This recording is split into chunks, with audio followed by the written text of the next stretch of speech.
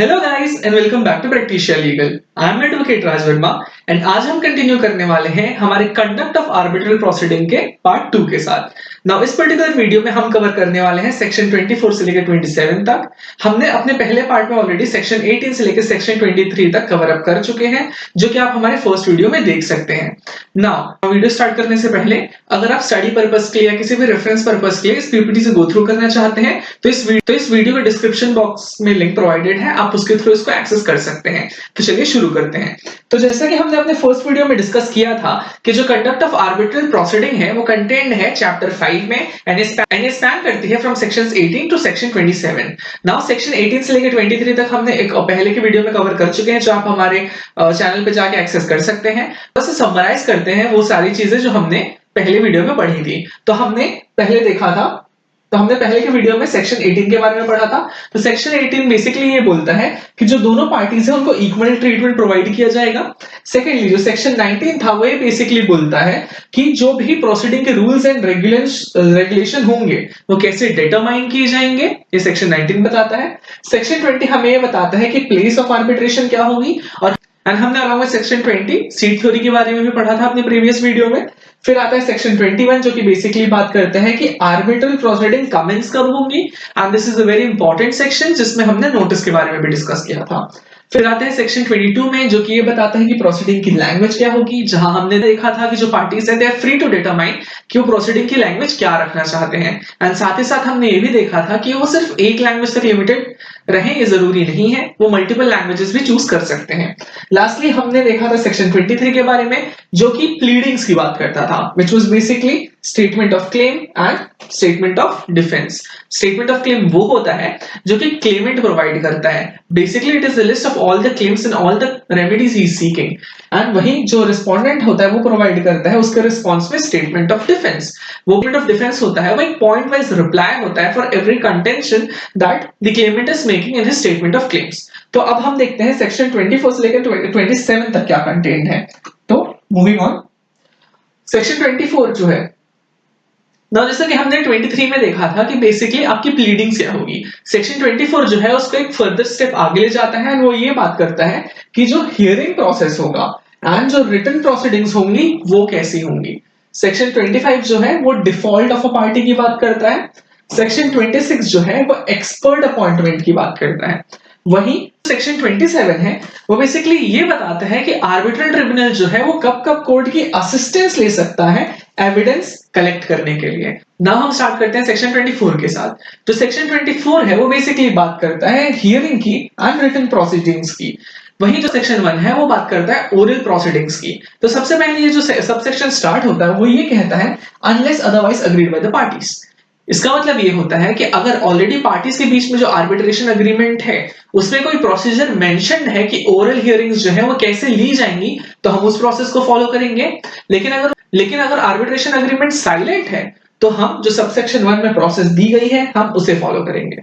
तो जो सबसेक्शन 1 है वो सबसे पहले ये कहता है कि जो आर्बिट्रल ट्रिब्यूनल है वो डिसाइड करेगा कि ओरल हियरिंग्स जो लेनी है वो ली जाएंगी या नहीं ली जाएंगी, पहली बात तो ये। एंड दूसरा, अगर ली जाएंगी तो एविडेंस के प्रेजेंटेशन के लिए ली जाएंगी या ओरल आर्गुमेंट के लिए ली जाएंगी। तो ये भी जो है आर्बिट्रल ट्रिब्यूनल डिसाइड करेगा। या इसके अलावा अगर जो आर्बिट्रल ट्रिब्यूनल है वो ओरल हियरिंग नहीं लेना चाहता है तो खुद ब खुद ये भी डिसाइड कर सकता है कि जो प्रोसीडिंग है वो कंडक्ट की जाएगी डॉक्यूमेंट के बेसिस पे या अदर मटेरियल्स के बेसिस पे। तो ये कहता है हमारा सबसेक्शन 1। अब इसमें दो प्रोविजो भी दिए हुए हैं। हम सबसे पहले देखते हैं कि पहला प्रोविजो क्या दिया हुआ है। तो पहला प्रोविजो है वो बेसिकली ये बोलता है कि अगर एक पार्टी ओरल हियरिंग के लिए रिक्वेस्ट कर रही है तो जो आर्बिट्रल ट्रिब्यूनल है वो ओरल हियरिंग को ऐसी स्टेज ऑफ प्रोसीडिंग में रखेगा जो एप्रोप्रिएट हो। नाउ एप्रोप्रिएट का स्कोप क्या है यहां पर ये नहीं समझाया गया है, बट वर्ड बस यूज कर दिया गया है कि जो ओरल हियरिंग करनी है वो it has to be conducted at an appropriate stage of the proceeding. Now इसमें आगे ये भी लिखा है unless the parties have agreed that no oral hearing shall be held। तो यहाँ पर हम देख सकते हैं कि एक पार्टी रिक्वेस्ट कर रही है ओरल हियरिंग करवाने के लिए, लेकिन वो नहीं करवा सकती अगर पार्टीज ने ऑलरेडी अग्री करके रखा था कि हम ओरल हियरिंग नहीं लेंगे अपनी आर्बिट्रेशन प्रोसेस में। तो ये बात कही गई है हमारे सबसेक्शन 1 में। तो जो सेकंड प्रोविजो है वो बेसिकली ये बोलता है कि जहां तक पॉसिबल है आर्बिट्रल ट्रिब्यूनल के लिए, अगर वो ओरल हियरिंग कंडक्ट करा रहा है तो it should be conducted on a day to day basis, and वो किसी भी पार्टी को अननेसेसरली या बिना सफिशिएंट कॉज के एडजर्नमेंट्स ग्रांट नहीं करेगा। एंड अगर कोई पार्टी है जो बिना सफिशिएंट कॉस्ट के एडजस्टमेंट मांग रही है तो उसपे जो है आर्बिट्रल ट्रिब्यूनल है एग्जाम्पलरी कॉस्ट भी इंपोज कर सकता है। यह बात कही गई है हमारी सेकंड प्रोविजो ऑफ सबसेक्शन 1 में। तो हम जो सबसेक्शन 2 है वो बेसिकली ये बात करता है कि अगर आर्बिट्रल ट्रिब्यूनल जो है वो हियरिंग कंडक्ट करने वाला है या वो कोई भी मीटिंग रखने वाला है for inspection of documents, goods या अदर प्रॉपर्टी, यानी कि बेसिकली दो चीज दी गई है यहाँ पे, अगर आर्बिट्रल ट्रिब्यूनल जो है वो हियरिंग कंडक्ट कर रहा है या एक मीटिंग कंडक्ट कर रहा है तो उसको प्रॉपर नोटिस देना पड़ेगा पार्टीज को कि हियरिंग कब हो रही है, किस टाइम पे हो रही है एंड कहां हो रही है। बहुत ज्यादा इंपॉर्टेंट हो जाता है हमारा सेक्शन 24 का सबसेक्शन 2। तो आइए इससे रिलेटेड कुछ केस लॉस देख लेते हैं। तो ये केस है फगवाड़ा कूप यूनियन वर्सेस इंडिया इंजीनियरिंग कूप सोसाइटी का। तो इस केस में ये कहा गया था कि आर्बिट्रेटर्स की फर्स्ट ड्यूटी बनती है कि अगर कोई हियरिंग या मीटिंग कंडक्ट की जा रही है तो वो दोनों पार्टीज को नोटिस दे टाइम का, डेट का एंड प्लेस का जहां भी ये मीटिंग होने वाली है, ताकि वो दोनों पार्टीज जो है वो अपना केस प्रॉपरली प्रेजेंट कर पाए। ये कहा गया था हमारे फगवाड़ा कूप यूनियन के केस में। नाउ ये सब सेक्शन इतना इंपॉर्टेंट है, इसको बताते हुए हमारे पास एक केस है, वो केस है Damodar Prasad Gupta versus Saxena and company का। तो इस केस में ये कहा गया था कि अगर पार्टीज को रीजनेबल नोटिस नहीं मिलता है टाइम एंड प्लेस का जहां भी हियरिंग होने वाली है तो जो कोर्ट है वो आर्बिट्रल अवार्ड को सेट असाइड कर सकता है मिसकंडक्ट के ग्राउंड्स पे। अब हम आते हैं सबसेक्शन 3 में। सबसेक्शन 3 जो है वो बेसिकली ये बोलता है कि सारे स्टेटमेंट्स, डॉक्यूमेंट्स या अदर इंफॉर्मेशन जो सप्लाई की गई है या ऐसा कोई भी एप्लीकेशन जो दिया गया है आर्बिट्रल ट्रिब्यूनल को एक पार्टी के द्वारा, तो वो जो सारे डॉक्यूमेंट्स है, इंफॉर्मेशन है, स्टेटमेंट्स है, एप्लीकेशन है, तो वो दूसरी पार्टी को भी कम्युनिकेट किया जाना चाहिए। नाउ इसके अलावा अगर कोई भी ऐसी एक्सपर्ट रिपोर्ट है या कोई भी ऐसा डॉक्यूमेंट है जिसकी एविडेंटरी वैल्यू है एंड इसके बेसिस पे आर्बिट्रल ट्रिब्यूनल अपना डिसीजन देने वाला है, तो ऐसे किसी भी डॉक्यूमेंट को दोनों पार्टीज को कम्युनिकेट होना नेसेसरी है। यह हमें बोलता है सबसेक्शन 3। तो बेसिकली जो सेक्शन 25 है वो 3 सर्कमस्टांसेस के बारे में बताता है कि जो पार्टीज हैं उनको कोई काम करना था लेकिन वो काम वो नहीं कर पाई है, दे हैव बेसिकली डिफॉल्टेड। तो उस चीज के कॉन्सिक्वेंस क्या होंगे ये हमें बताता है सेक्शन 25। तो सबसे पहले सेक्शन 25 जो है वो ये कहता है कि अगर जो क्लेमेंट है वो अपना statement of claim he communicate नहीं करता है एंड उसके लिए वो सफिशिएंट कॉज भी नहीं देता है, तो उस केस में क्या होगा, जो एंटायर प्रोसीडिंग है वो टर्मिनेट की जा सकती है आर्बिट्रल ट्रिब्यूनल के द्वारा। तो हमने सेक्शन 23 के अंदर देखा था कि रिस्पोंडेंट जो है वो स्टेटमेंट ऑफ डिफेंस देता है। सो 25 जो है वो ये बात करता है कि इन केस अगर जो रिस्पोंडेंट है वो अपना स्टेटमेंट ऑफ डिफेंस नहीं देता है और उसके लिए कोई सफिशिएंट कॉज भी प्रोवाइड नहीं करता है तो क्या होगा। तो ऐसे में कुछ चीजें होंगी, वो आइए देखते हैं। पहला कि जो प्रोसीडिंग है वो कंटिन्यूड रहेंगे, प्रोसीडिंग्स में कोई दिक्कत नहीं जाएगी। सेकेंडली, जस्ट बिकॉज अपना स्टेटमेंट ऑफ डिफेंस नहीं दे रहा है डज नॉट मीन वो उन सारे एलिगेशंस को एक्सेप्ट कर रहा है जो क्लेमेंट उसके ऊपर लगा रहा है। ना हम जानते हैं कि जो रिस्पोंडेंट है उसको अपना स्टेटमेंट ऑफ डिफेंस सबमिट करना था लेकिन with in the provided time frame उसने वो नहीं किया, तो अब वो आगे कर सकता है या नहीं कर सकता है, यानी कि जो उसका राइट है स्टेटमेंट ऑफ डिफेंस सबमिट करने का वो रहेगा या वो फॉरफिट हो जाएगा। तो यहां पर ये दिया गया है कि जो आर्बिट्रल ट्रिब्यूनल है ये बात उसके डिस्क्रिशन पे डिपेंड करेगी। अगर जो रिस्पोंडेंट है उसने अपना स्टेटमेंट ऑफ डिफेंस सबमिट नहीं किया टाइम पे तो आगे कर सकता है या नहीं कर सकता है ये आर्बिट्रल ट्रिब्यूनल डिसाइड करेगा। It is entirely upon the discretion of arbitral tribunal. Now हम आते हैं थर्ड केस में। थर्ड केस बेसिकली ये बोलता है कि अगर एक पार्टी जो है वो फेल कर जाती है ओरल हियरिंग में अपीयर करने से या डॉक्यूमेंट्री एविडेंस प्रोड्यूस करने से, उस केस में क्या होगा। केस में सेक्शन 25 जो है वो बेसिकली ये बोलता है कि it is up to the discretion of arbitral tribunal कि वो प्रोसीडिंग्स को नॉर्मली कंटिन्यू करे या नहीं करे। नाउ इसके अलावा जो भी एविडेंस ऑलरेडी प्रेजेंट है आर्बिट्रल ट्रिब्यूनल के सामने वो उसके बेसिस पे ही आर्बिट्रल अवार्ड रेंडर करेगा। ये हमें बताता है सबसेक्शन 3 ऑफ सेक्शन 25। तो अब हम आगे बढ़ते हैं, इससे रिलेटेड कुछ इंपॉर्टेंट केस लॉस देख लेते हैं। तो तो जैसा कि हम जानते हैं सेक्शन 25 के अंदर कि अगर एक क्लेमेंट है एंड वो अपना स्टेटमेंट ऑफ क्लेमेंट सबमिट नहीं करता है तो आर्बिट्रल ट्रिब्यूनल जो है वो एंटायर प्रोसीडिंग को ही टर्मिनेट कर सकता है। तो अगर ये टर्मिनेशन ऑफ प्रोसीडिंग है, इसके अलावा जब एक आर्बिट्रल अवार्ड रेंडर हो जाता है तब भी हम कहते हैं कि जो प्रोसीडिंग है वो टर्मिनेट कर दी गई। तो इन दोनों केसेस में टर्मिनेशन ऑफ प्रोसीडिंग का क्या सेम मीनिंग है या इन दोनों में कोई डिफरेंस है? तो इसको समझाते हुए हमारा केस है Anuptec Equipments Private Limited versus Gangapati Coop Housing Society. It is a case of 1999 and basically इसमें particularly ये कहा गया था कि अगर इस सेक्शन के अंदर प्रोसीडिंग्स टर्मिनेट होती हैं तो वो बिना मेरिट्स को कंसीडर किए होती हैं, लेकिन आर्बिट्रल अवार्ड रेंडर होने के बाद जो टर्मिनेशन ऑफ प्रोसीडिंग्स होती हैं वो मेरिट्स को कंसीडर करने के बाद होती हैं। तो ये डिफरेंस समझाया गया था Anuptec Equipments Private Limited case में। So we have another case of Grandford Structures versus HS. It is a case of 1990. तो इस केस में पर्टिकुलरली ये हुआ था कि यहाँ पर जो रिस्पोंडेंट था उसने इंटेंशन जाहिर की थी कि हम उसे काउंटर क्लेम फाइल करना है। तो उसके लिए आर्बिट्रल ट्रिब्यूनल ने एक पर्टिकुलर टाइम पीरियड फिक्स कर दिया था कि आपको इस टाइम के अंदर ही अंदर काउंटर क्लेम फाइल करना है। लेकिन हुआ क्या, जब वो टाइम फिनिश हुआ तब तक उसने काउंटर क्लेम फाइल नहीं किया एंड फर्दर उसने आर्बिट्रल ट्रिब्यूनल के सामने एडजर्नमेंट मांगा। Now, since there was no sufficient cause as per the arbitral tribunal ने adjournment grant नहीं किया एंड इसके प्रोटेस्ट में जो रिस्पोंडेंट था वो वॉकआउट कर गया आर्बिट्रल प्रोसीडिंग से। इसके बाद जो आर्बिट्रेटर था उसने जो भी मटेरियल ऑलरेडी अवेलेबल थे उसके सामने उसके बेसिस पे एक आर्बिट्रल अवार्ड ग्रांट कर दिया।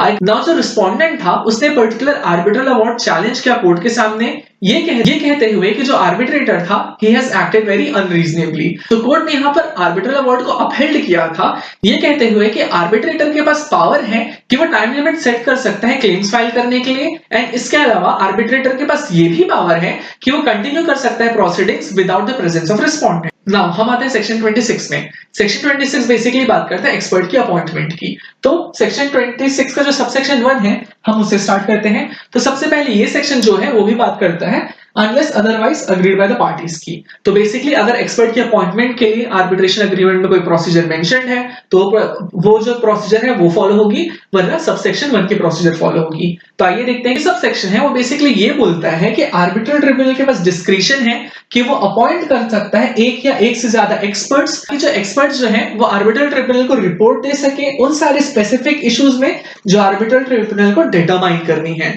तो नाउ इसके अलावा जो आर्बिट्रल ट्रिब्यूनल है वो रिक्वायर कर सकता है पार्टीज को कि वो एक्सपर्ट को रिलेवेंट इंफॉर्मेशन प्रोवाइड करे या अगर इंफॉर्मेशन नहीं है तो वो एक्सेस प्रोवाइड करे या प्रोड्यूस करे रिलेवेंट डॉक्यूमेंट्स के लिए, क्या गुड्स के लिए या किसी भी अदर प्रॉपर्टीज के लिए, ताकि वो एक्सपर्ट जो है उनका इंस्पेक्शन कर सके।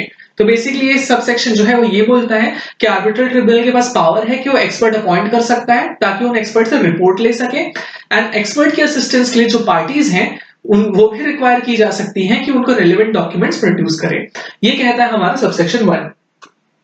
नाउ हम आते हैं सबसेक्शन 2 में। तो जो सबसेक्शन 2 है वो बेसिकली बात करता है कि कब एक्सपर्ट जो है वो ओरल प्रोसीडिंग्स में प्रेजेंट हो सकता है। तो यहाँ पे जो सबसेक्शन 2 है वो भी उसकी भी स्टार्टिंग यहीं से होती है unless otherwise agreed by the parties, यानी कि कोई रेलेवेंट प्रोसीजर जो है अगर वो एग्रीमेंट में दी हुई है तो वो फॉलो की जाएगी, अगर नहीं दी गई है तो सबसेक्शन 2 फॉलो किया जाएगा। तो हम देखते हैं कि सबसेक्शन 2 में क्या है। सबसेक्शन 2 बेसिकली ये बोलता है कि अगर पार्टी रिक्वेस्ट करती है या आर्बिट्रल ट्रिब्यूनल खुद ही नेसेसरी समझता है तब एक्सपर्ट जो है वो जो है पार्टिसिपेट कर सकता है ओरल हियरिंग में, लेकिन यहां पर एक प्री रिक्विजिट दी गई है कि after delivery of his written और ओरल रिपोर्ट, कि वहां पर जो एक्सपर्ट है उसको अपनी रिटन या ओरल रिपोर्ट सबमिट करनी पड़ेगी, उसी के बाद ही वो ओरल हियरिंग्स में पार्टिसिपेट कर सकता है।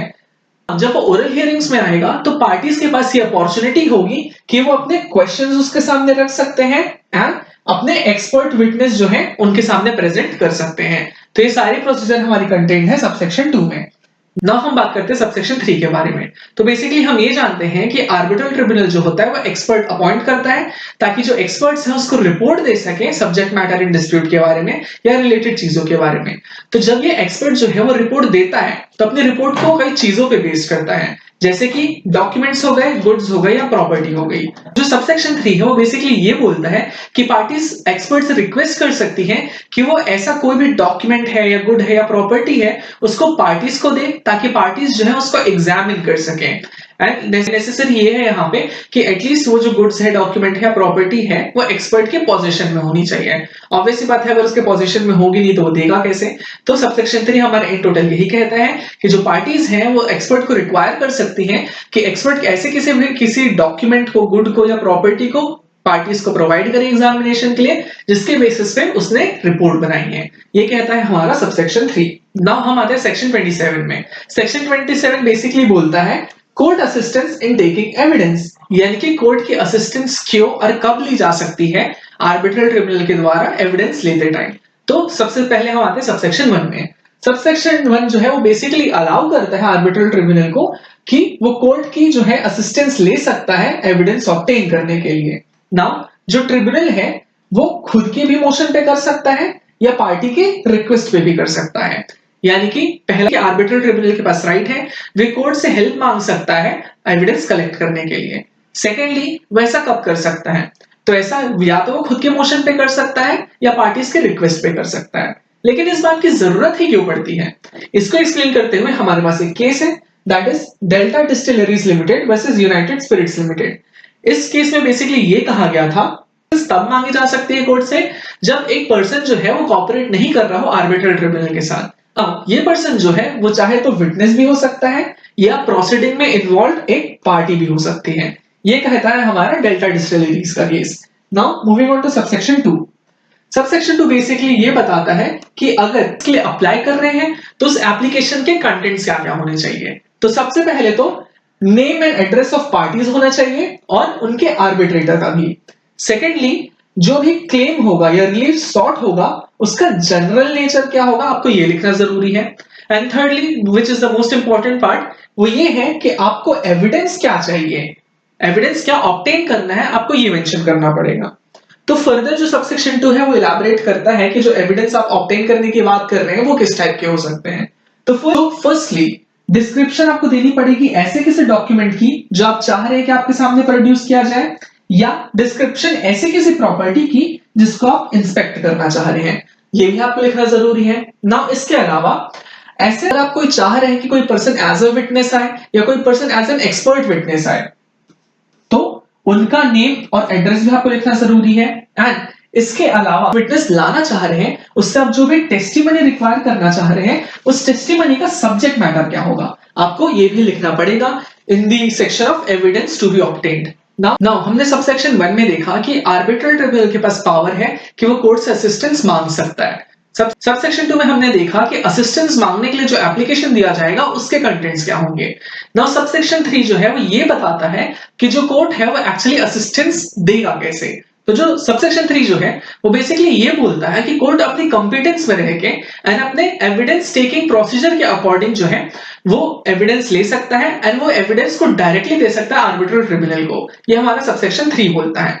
वही जो सबसेक्शन 4 है वो बेसिकली ये बोलता है कि आर्बिट्रल ट्रिब्यूनल के रिक्वेस्ट को फुलफिल करने के लिए जो कोर्ट जो है जो एविडेंस लेगा वो सेम उसी प्रोसेस से लेगा जो वो नॉर्मल सिविल सूट्स में लेता है। ना यहाँ पर एक वर्ड यूज किया गया है प्रोसेसेस। प्रोसेसेस वर्ड है वो डिफाइंड है हमारा सबसेक्शन 6 में। तो चलिए देखते हैं कि सबसेक्शन 6 क्या बोलता है। तो जो सबसेक्शन 6 है वो बेसिकली बताता है कि प्रोसेसेस क्या क्या इंक्लूड करेगा। तो सबसे पहले अगर कोई भी समन्स एंड कमीशन दिया जाता है विटनेस के एग्जामिनेशन के लिए तो वो प्रोसेसेस के अंदर काउंट होगा। सेकेंडली अगर कोई समन दिया जाता है डॉक्यूमेंट प्रोड्यूस करने के लिए तो वो भी प्रोसेसेस के अंदर काउंट होगा। तो अगर हम लोग सबसेक्शन 4 और सबसेक्शन 6 को मिला जुला के बात करें तो बेसिकली वो ये बोलता है कि अगर हमें रिक्वेस्ट फुलफिल करनी है आर्बिट्रल ट्रिब्यूनल की तो जो कोर्ट है एविडेंस लेगा एंड उस एविडेंस को लेने के लिए वो समन्स इशू कर सकता है विटनेस को ताकि वो आके खुद हाजिर हो या वो डॉक्यूमेंट प्रोड्यूस करे। ये कहता है हमारा subsection 4 red along with subsection 6। Now moving to the last subsection of the day, we have subsection 5 जो कि बेसिकली ये बोलता है कि अगर कोई भी ऐसा पर्सन है जो रिफ्यूज कर रहा है कि वो एविडेंस नहीं देगा या गिल्टी है आर्बिट्रल ट्रिब्यूनल की कंटेम्प्ट करने के लिए या वो जो आर्बिट्रेशन की कोई भी प्रोसेस है वो उसको फॉलो करने में फेल हो जा रहे हैं या इसके अलावा कोई भी डिफॉल्ट कर रहा है तो इन चारों केसेस में बेसिकली होगा ये कि जो आर्बिट्रल ट्रिब्यूनल है वो कोर्ट को रिप्रेजेंटेशन प्रोवाइड कर सकता है कि so and so person is in default. Now जो कोर्ट होगा वो ऐसे भी किसी पर्सन को पेनल्टी या पनिशमेंट इंपोज कर सकता है इन द सेम मैनर जैसे सूट्स में करता होगा जो कि नॉर्मली उसके सामने आती होंगी। So that will be all for today. We have concluded the conduct of arbitral proceedings parts. See you guys in next video. Thank you so much.